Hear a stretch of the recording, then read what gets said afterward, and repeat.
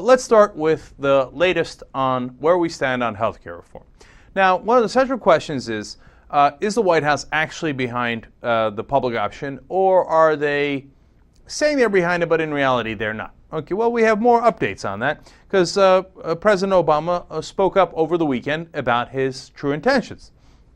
Now, there's some good news and there's some bad news. First, on the good news, these are the good quotes. He says, look, I believe that we will have enough votes to pass not just any health care bill, but a good health care bill that helps American people reduce costs, actually over the long term controls our deficit. I'm confident that we've got that.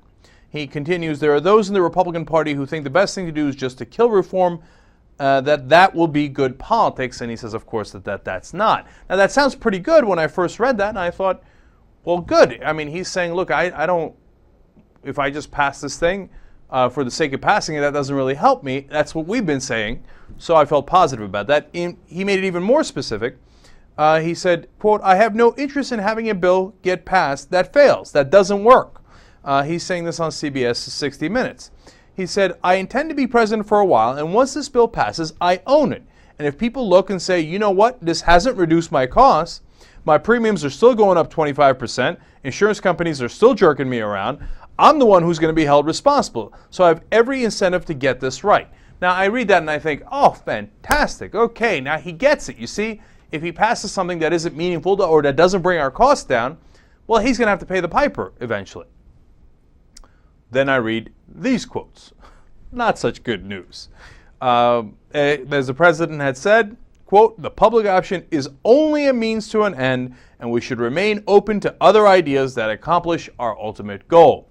And then Robert Gibbs went on television this weekend to the Sunday talk shows and said that the president, quote, prefers the public option.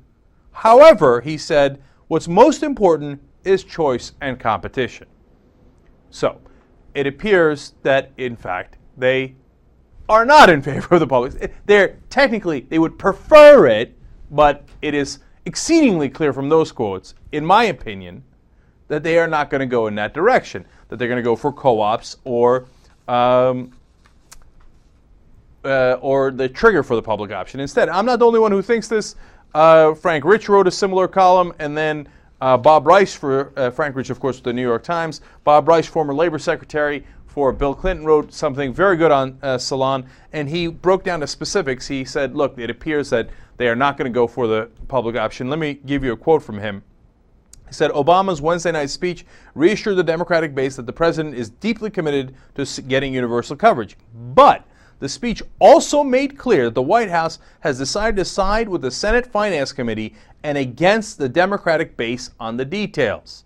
The president was careful to note that a public option is only a means to an end, and he remained open to other ideas, read Conrad's Cooperatives and Snow's Trigger.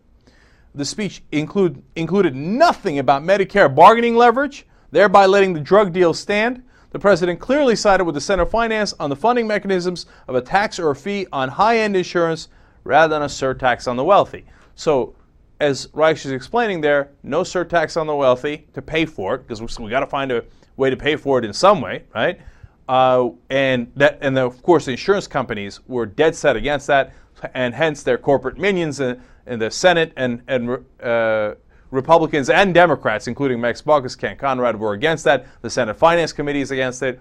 No negotiations with the pharmaceutical companies and no public option. So I'm not the only one reading it this way. But then we go to the comments made very recently by Nancy Pelosi and Harry Reid. Now, Nancy Pelosi, up until Thursday of last week, was very strong, saying no, public option or no bill. And we had given her credit for that. And I said, well, let's not give her final credit, because you know what Democrats do, they buckle. So, and here comes the cave-in. Nancy Pelosi said on Friday, this is about a goal, it's not about provisions. Legislation meets goals. If it meets the goals of, quote, affordability and accessibility and quality, then we will go forward with that bill.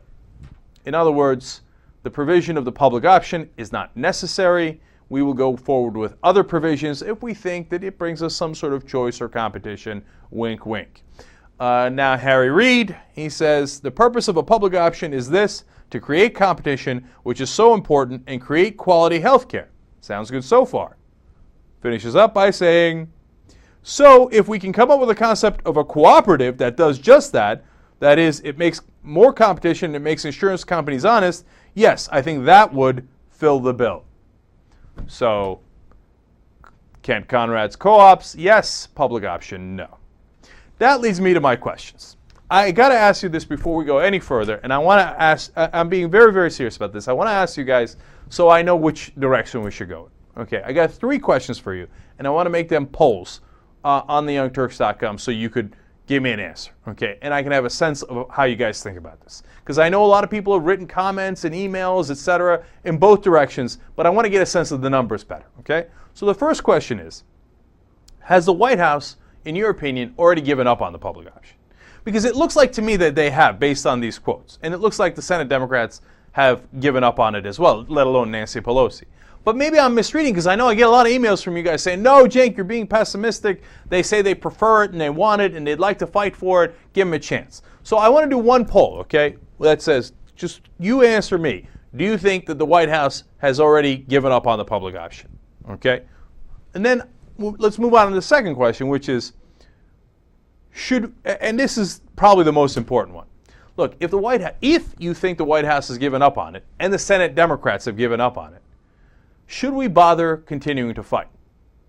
Now, that's not a question I should be asking. I should come out and tell you, oh, we're going to fight it, we're going to go get the sons of bitches, right? But look, what are we wasting our time for if the deals are already cut? If Reid and Pelosi and Obama have already given in, how the hell are we going to change their minds? Now, there is a way. There is a way. I mean, it's exceedingly difficult. Yesterday, at the end of last week, I had the chance of the public option passing at about 15%. Now I have it down at 5%. Okay, how? The Progressive Caucus in the House would have to say, come hell or high water, you are not going to get our votes if you put in a health care reform package that does not have a public option. We vote no and we kill the bill. Okay?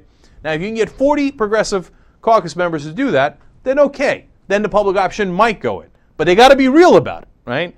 So is it worth fighting for what I think is that 5% chance? Should we go bother getting the Progressive Caucus? Should we try to swing the Senate Democrats? Should we try to approach Harry Reid on this and pressure him on it? So I want to ask you that central question, is it worth fighting? And then question number 3 is related to that. If we have a health care bill, and I promise this will be the last one, if we have a health care bill that does not have a public option, should the progressives actually vote no? Or do you think, hey, you know what, getting rid of pre-existing condition clauses and rescissions and having more universal coverage is worth it? And yes, the insurance exchanges don't really do much to lower costs, it appears, neither do the co-ops. Private insurance loves them, so you gotta, they think they're going to continue to make money off of it. The mandates are problematic, but overall, it's better than nothing, and we're not going to win the public option fight, so they should vote yes anyway. Or you say, no, this is important. If you cave in on this, you cave in on everything else, so they should vote no on this. I'm very curious on those 3. So please vote on the poll at theyoungturks.com, and I want to get a sense of it, and then, of course, I'll report back in the upcoming shows as to what the voting was, and to give a sense of the audience what you guys think, okay? Not just what I think. Can't get enough of the Young Turks? Well, then subscribe to the TYT's YouTube channel. What's the matter with you?